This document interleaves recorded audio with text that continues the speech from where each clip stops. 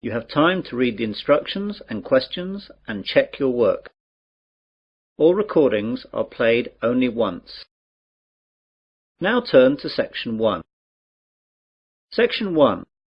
You will hear a conversation between a man and a woman discussing the loss of a bag on board a plane. First, you have some time to look at questions 1 to 5.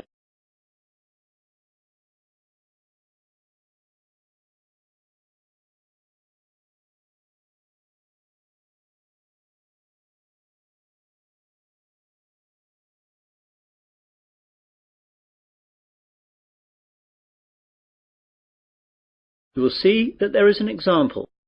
This time only, the conversation relating to this will be played first. Pan Asian Airways, John speaking. Can I help you? Yes, please. I left something on one of your planes last night. I got this number from the operator. Is this the right number to call? Yes, madam. This is the right number. I just need you to tell me your name to start with, so I can fill out a lost property form. Kirsty Allen. That's Kirstyanlen.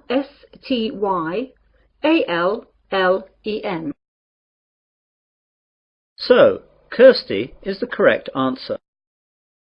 Now we begin. You should answer the questions as you listen, as the recording is not played twice. Listen carefully to the conversation and answer questions 1 to 5. Pan Asian Airways, John speaking. Can I help you? Yes, please. I left something on one of your planes last night. I got this number from the operator. Is this the right number to call? Yes, madam. This is the right number. I just need you to tell me your name to start with, so I can fill out a lost property form. Kirsty Allen. That's Kirstyanlen. Right, I've got that. Now, what happened last night? Well, I was on a flight last night from New York to London that landed at 12:30 a.m. We were delayed a while in New York, so that when we eventually landed, I was so tired that I accidentally left my handbag on the plane. Did you report this to anyone last night? No, I'm afraid not. I didn't notice until I got home, and then it was really too late to phone. Very well, madam. Let me take a few details for this form, and I'll see what I can do. OK, so the name was Kirsty Allen. And what's the address, please? 48 Wyndham Road, Richmond. The postcode? R16GH7. Good, I've got that. Now, your telephone number? Well, my home number is 020-8927-7651. And my mobile is 07754-897-432.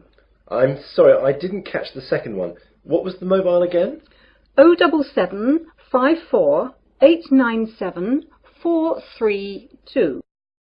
Thanks. Now, do you know the flight number of the plane you were on last night? Oh yes, hang on a second. I've got my boarding pass stub right here. The flight number was PA356. No, I'm sorry, PA365. That's it, 365. And does the boarding card stub say what seats you had? Oh yes, it was E6. And you said that it was New York to London Heathrow. Is that right? Yes, that's right. Before the conversation continues, you have some time to look at questions 6 to 10.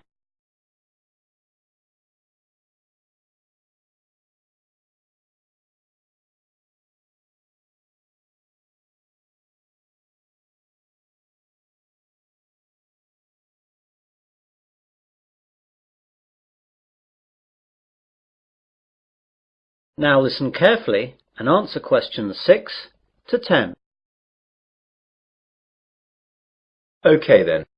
Now, I have to take some details about the bag that you lost. It was a handbag, yes? That's right. Could you describe it to me?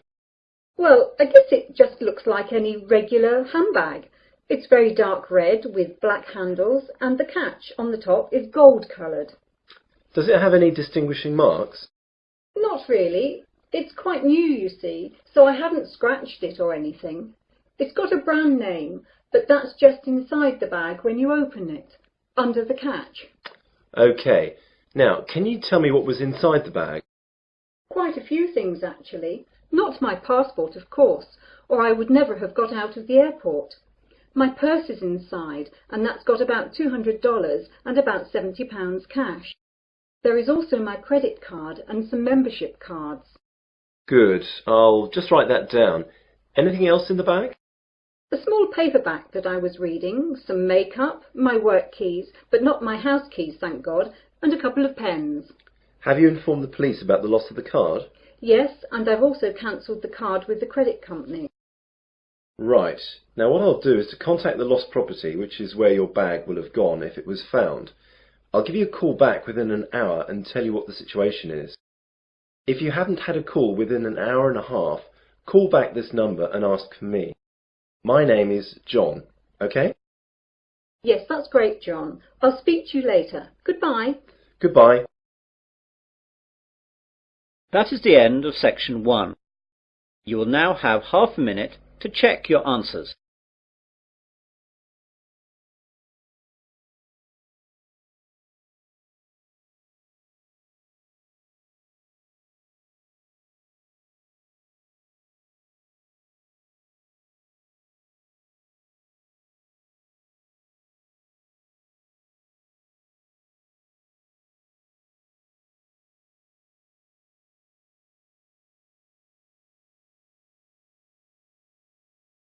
Now turn to section 2. Section 2. You will hear a man giving a welcome speech to new students at the University of Wesley. First, you have some time to look at questions 11 to 14.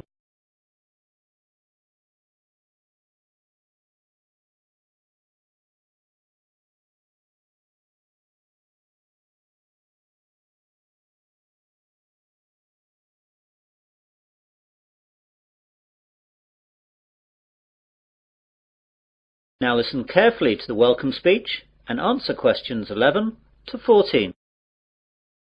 Hello and good afternoon. My name is John Walker and I'd like to welcome you new students to the University of Wesley. What I'm going to do today is just explain to you some of the facilities that you'll find here on our main campus and where you'll find them. If you look at the map on the overhead projector, let me talk you through some of the locations before describing some of them in more detail. Well, at present we're in the university's main lecture hall.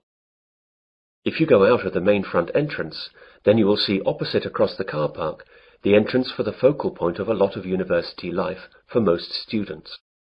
This is, of course, the Students' Union. About 150 yards on the left of the Union, as you look at it from here, is another focal point for the students, though not as popular as the Union, the University Library. Behind the library is the main university refectory, where many students eat both lunch and dinner. On the other side of the Union is the college chapel, and behind that there is a small hall of residence. There are 3 other halls of residence behind the Students' Union. Behind the hall that we're in now is the sports hall and grounds, and either side of us are academic departments with lecturers' offices, lecture halls, and various labs. You'll find it all a bit confusing at first, but you'll get to know your way around fairly quickly. You now have some time to look at questions 15 to 20.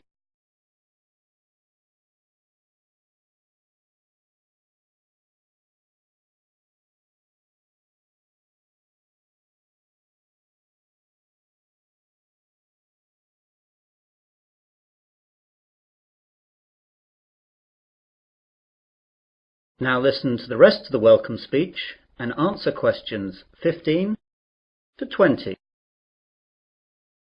I'd like now to talk about a few important places on the campus. All students must belong to the Students' Union if they wish to use any of its services. It's very cheap, and we certainly recommend that you join. The Union provides a bookshop covering all the course books at the university, plus lots of other titles for a range of interests. You can eat and drink at the Union. There is a Fat Phillips on the ground floor, serving a wide range of fast foods and drinks. Then there is the main Union bar up on the first floor. This is where the Union parties, dances and balls are held. And there's a pizza corner where cheap, large pizzas can be served up in a few minutes. Other areas that will be of interest to students are the welfare office, the travel office, and the club's office. The club's office will get you in touch with all the clubs that are part of the Students' Union. These clubs vary from football to drama to potholing to beer drinking. There really is something for everyone. The Union opens up at 8 a.m. every day and closes at 12 midnight, unless there are any functions going on later. I'd like to move on to the library now. This is where a lot of you will, I hope, be spending a lot of time over the next 3 or 4 years, working and doing research. Of course, this isn't as exciting as the social aspects of university life, but of course it really is the main reason that you are all here. I therefore urge you to get over there as soon as you can, as you have to register, and then you can have a look around. During the first 2 weeks of the academic year, that is, now, there are tours every 2 hours aimed at familiarizing new students to all the services that the library offers. The library is open from 9 a.m. to 9 p.m., though it stays open later during final exams. As I said earlier, the refectory is behind the library. The refectory offers a range of cheap meals at lunchtimes and in the evenings. It's open from 12 noon to 3 p.m. for lunch, and from 6 p.m. to 8:30 p.m. for dinner. They try to offer a variety of food, from favourites to healthy options to ethnic foods, and there's always a choice for vegetarians and vegans. The University Sports Hall is one of the most used buildings at the university. To use the hall, or the grounds, you must be a member of the Athletic Union, which is part of the Students' Union. Again, this costs very little, and will allow you to use all university sports facilities, represent university teams, and it fully insures you during your membership of the Athletic Union. This is really excellent value. For departments and academic facilities, there isn't enough time to go through all of them, but your respective departments should furnish you with maps and information that will satisfy your needs. For all services offered at the university, I recommend that you purchase a Discount Plus card. This card costs £50 and lasts for the academic year. It will then give you discounts on all services at the university. For instance, a £4 meal at the refectory would be reduced to £2.50. It will also give you free usage of the late-night minibus that the university runs to places off campus, which normally costs £1. You can see that it wouldn't take very long to make it worthwhile. The cards can be bought at the Students' Union. Well, that's what I have to say for the moment. Now, are there any questions? That is the end of section 2. You will now have half a minute to check your answers. Now turn to section 3. Section 3. You will hear 2 students discussing the new term at their university. First, you have some time to look at questions 21 to 25.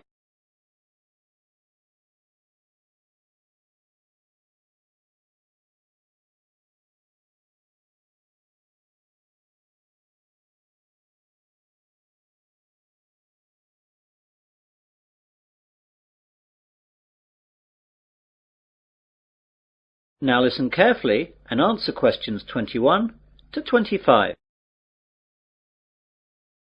Hey John, I didn't know you were here at university yet. When did you get here? Oh, just yesterday, Thursday. I've got some stuff to get sorted out for the start of my second year, as I've just got some new subjects. Today I've got to sort out my timetable. It seems like I've got quite a lot to do this year. When did you get here? I've been here since Tuesday. What classes are you doing this year then? Well, I'm continuing economics, of course, as that's my major, but I'm taking an extra maths class and I'm dropping Spanish so I can take up French. What about you? My major's the same as yours, of course, but I'm going to continue the same classes as last year as I like them so much. They're history and music. What's your Monday timetable like? Well, at 9, it looks like I've got French for 3 hours. That's going to be a tough start to the week. Yeah, I can't imagine it worse. I've got history for 3 hours, which will kill me. The good thing for me is that I've got a free in the afternoon, which will relax me after that morning. No such luck for me, though. I've got that extra maths class starting then, so I'll be hard at work all day on Mondays. Yeah, I don't envy you that. Still, the extra maths will really help your economics in the long run. I know, that's why I'm taking it this year. Last year I really struggled with all the maths that I didn't understand in the economics, but hopefully this year that will all change. What about sport? What have you chosen to do on Wednesday sports afternoons? Are you sticking with rowing? I'd love to, but the rowing club storeroom got broken into and the boats were damaged, so it's not possible till the club can get enough money to repair or replace the boats. They're really expensive, so that'll take quite a long time. So as I can't do that, I'm going to try out squash. What about you?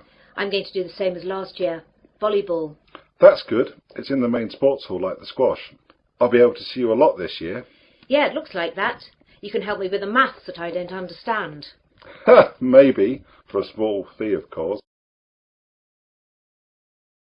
You now have some time to look at questions 26 to 30.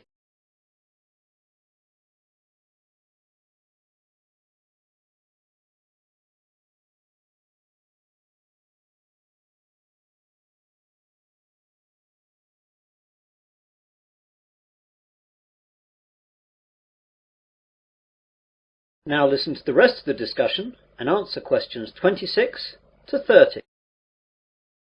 I know it's early, but do you know anything about the first assignment that we have to do? Yes, it's already up on the economics faculty notice board. There's a choice of essays up there. I think there are about 10 you can choose from.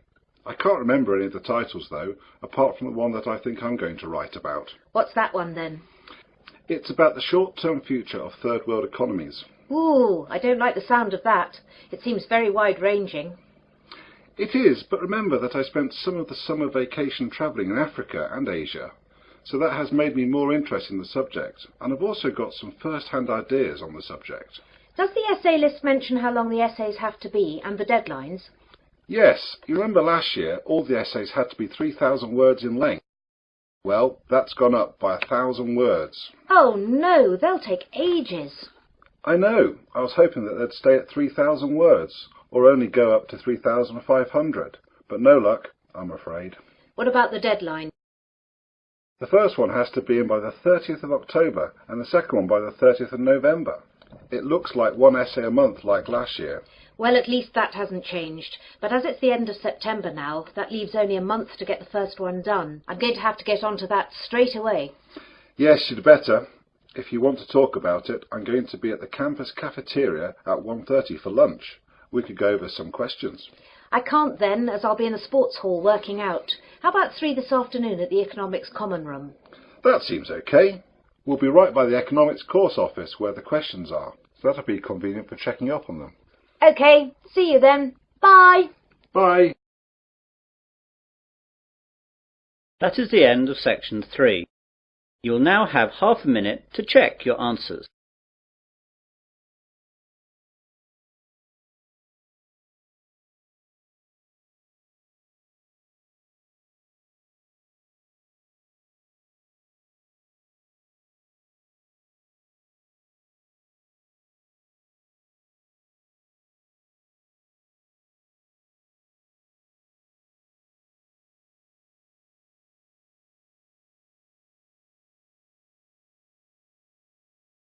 Now turn to section 4. Section 4. You will hear part of an environmental sciences lecture. First you have some time to look at questions 31 to 40.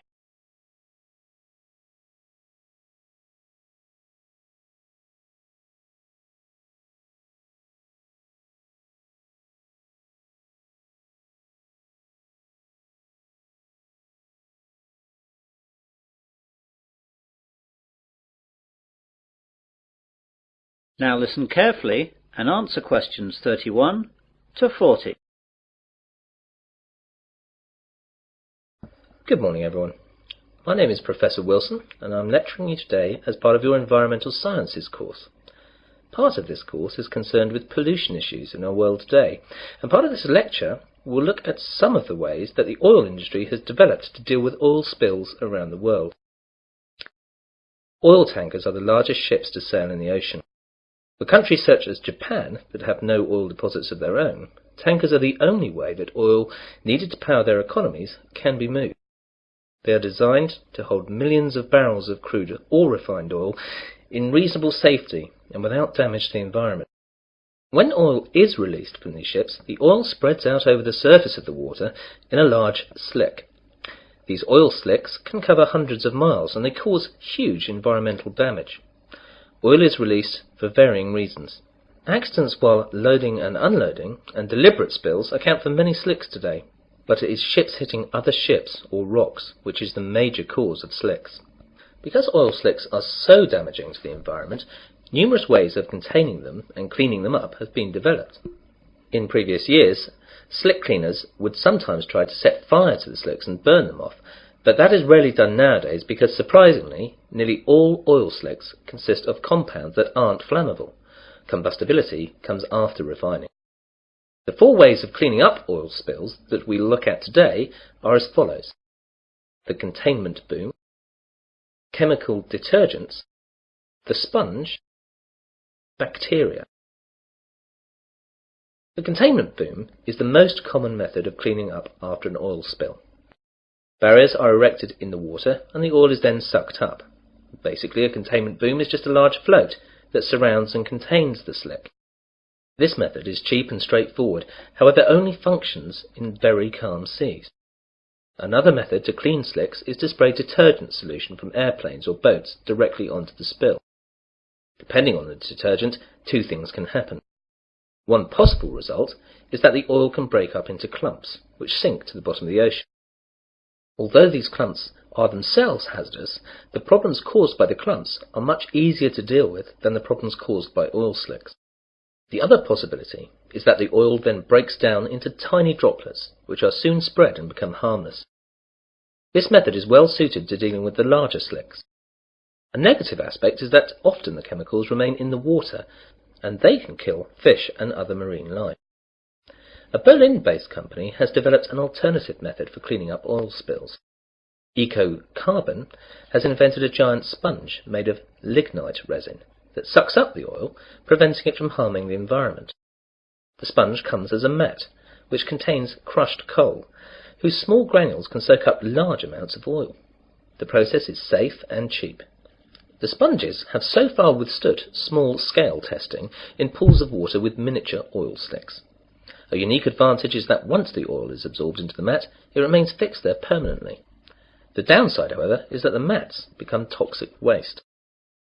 Scientists are also trying to improve other methods to fight oil spills. At the scenes of oil spills around the world, they found bacteria that seem to have an appetite for the toxic black sludge. Now the scientists are breeding these bacteria and studying them to determine which is the most effective at reducing oil levels. Eventually they hope to put the best bacteria to work in helping clean up after oil spill disasters. The bacteria actually use the oil as food. As the bacteria reproduce, they eat more and more of the slick until it finally vanishes. Eventually this method should be cheap, easy to administer, and be completely eco-friendly, as when the slick is gone, the bacteria's food source is gone, and they die, leaving nothing behind at all. So far, this method has no discernible drawbacks. Well, that's the end of the section of the lecture on cleaning up spills. This subject is an optional essay for your course. You'll find the reading lists and essay questions on the faculty notice boards along with a deadline for submission. If you choose it, seminars will be held at a later date. That is the end of section 4. You'll now have half a minute to check your answers.